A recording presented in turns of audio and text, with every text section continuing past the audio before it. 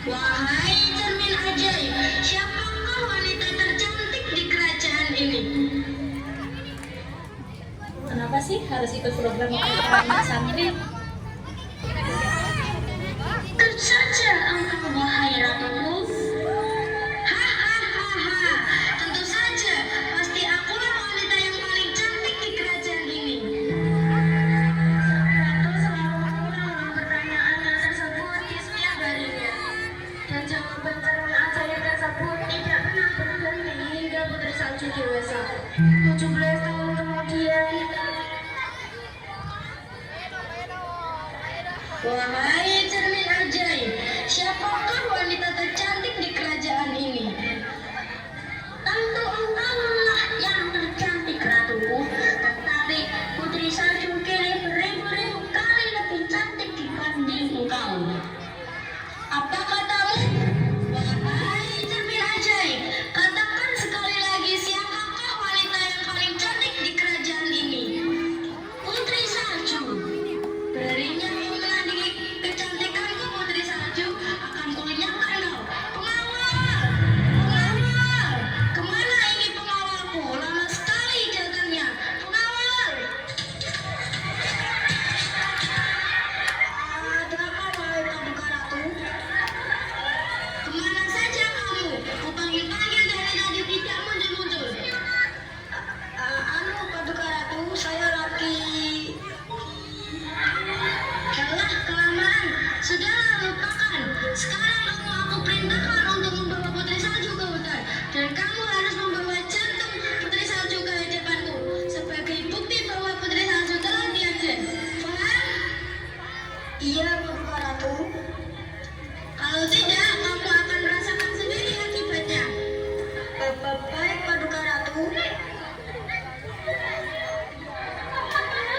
Dan akhirnya sang pengawal pergi menemui putri salju.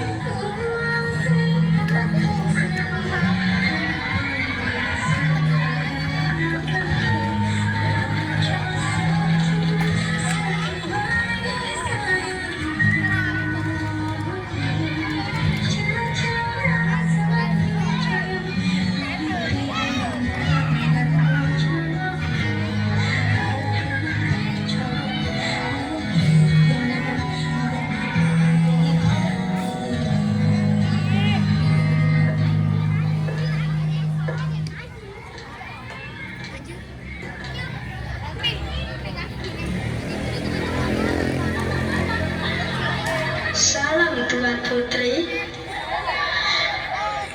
Kamu pengawal? Iya, ada apa? Saya diperintahkan sang ratu untuk mengajak Tuan Putri jalan-jalan ke hutan.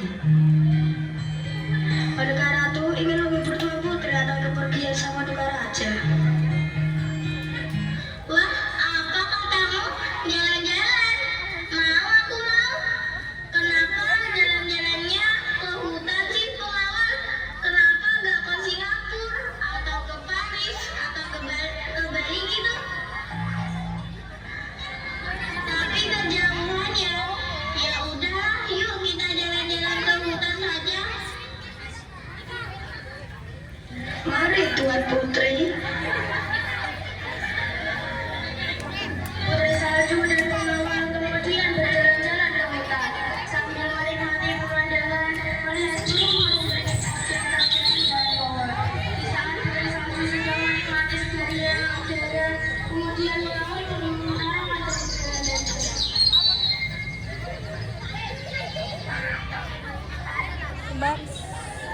Tuan Putri. Iya, kenapa, pengawal?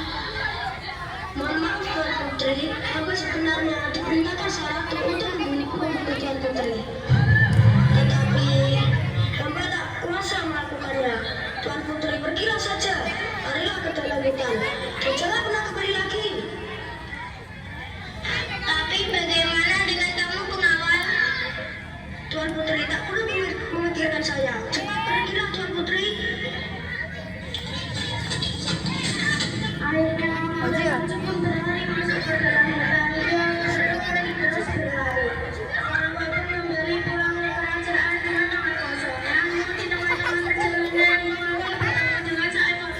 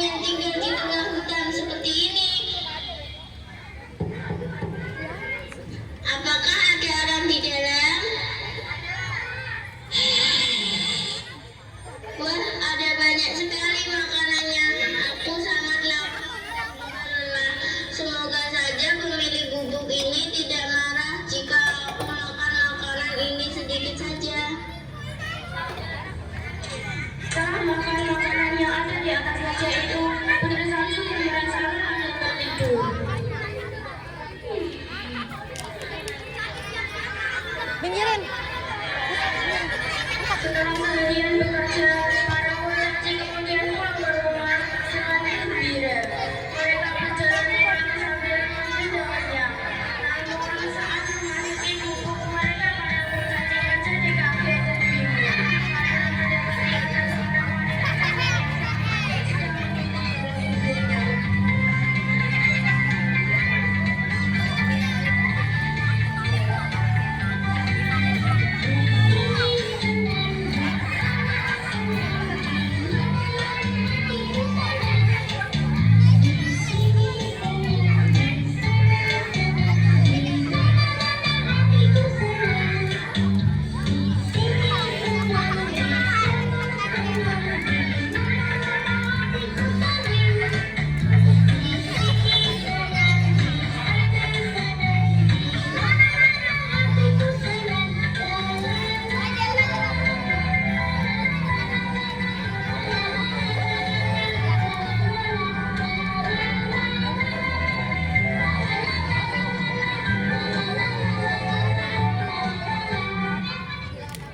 Hei, itu siapa?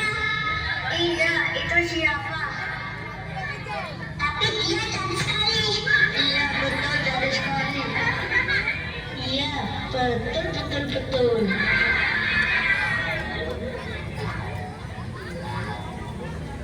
Hei, bangun. Iya, bangun. Bangun, Melis.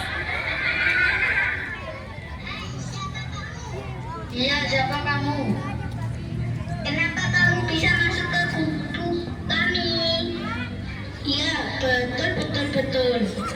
Dari mana kamu berasal? Kamu cantik sekali.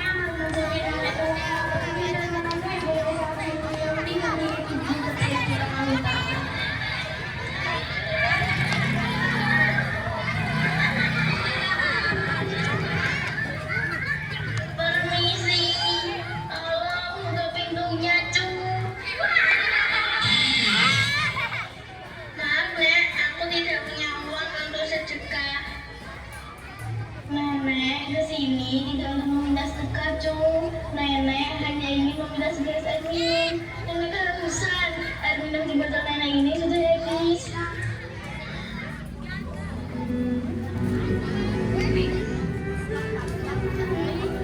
Iklan. Ya, Nek. Kalau begitu tunggulah sebentar ya, Nek.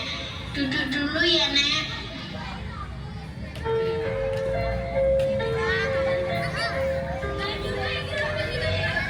Nek, Nenek ini minumnya, Nek.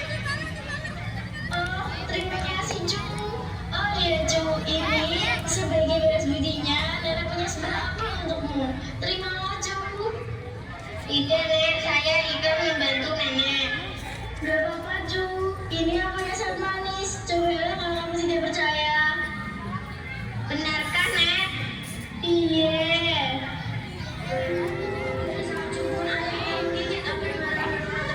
Namun tiba-tiba terjadi dan jatuh dari kesalahan. Kini aku wanita tercantik di kerajaan ini. Putri salju telah mati.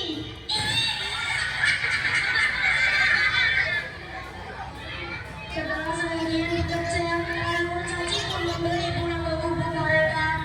Namun kini mereka dikejutkan kembali oleh putri salju yang tergeletak di depan pintu bumi.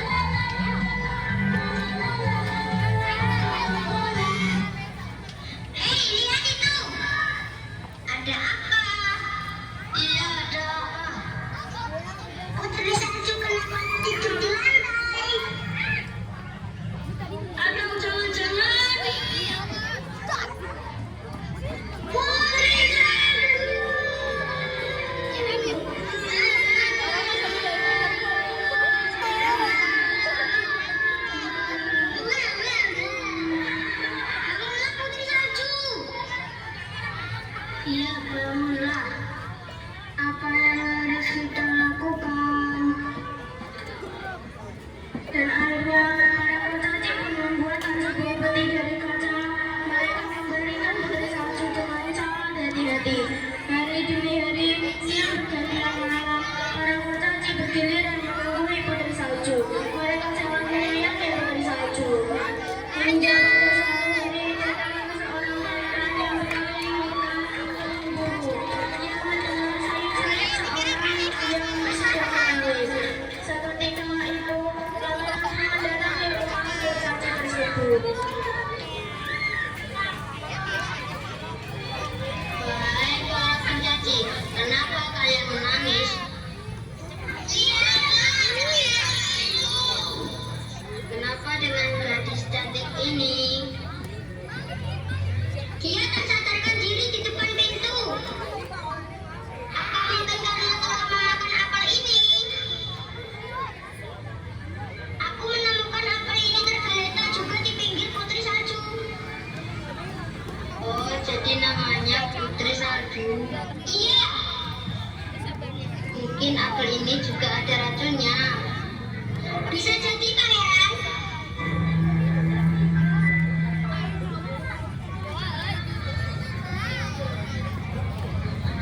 Kurcaci, bagaimana kalau putri salju saya bawa ke istana supaya dia bisa istirahat dengan layak di sana? Baiklah, tidak apa-apa, pangeran. Bawalah putri salju ke istanamu. Jagalah putri salju dengan baik. Jangan khawatir. Dan akhirnya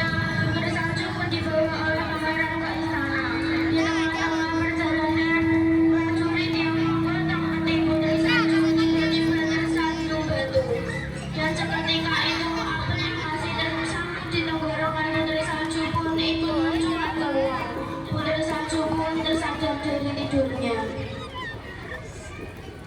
Apa yang terjadi denganku?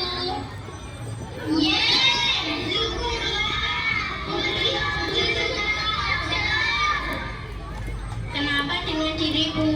Kamu tertidur, pingsan, tak sadarkan diri beberapa hari karena makan apel itu putri salju.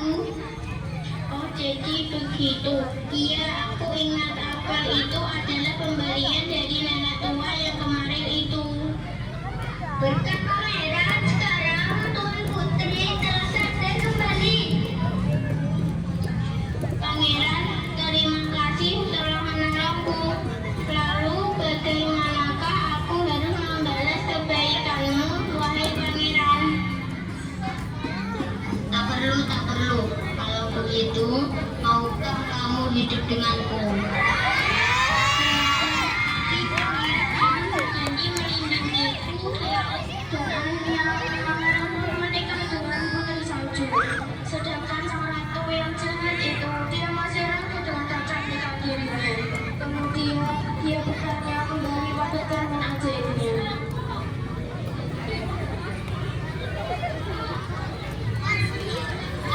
Wahai cermin ajaib, siapakah wanita tercantik di dunia ini?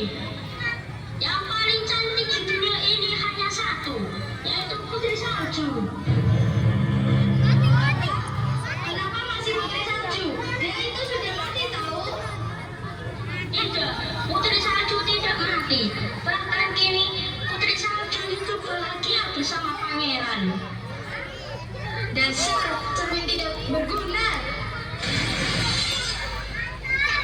Setelah aku melempar cermin ajaib itu bermalam. Lalu ia menyihir sang ratu sehingga ratu itu masuk ke dalam cermin untuk selama-lamanya. Masuk.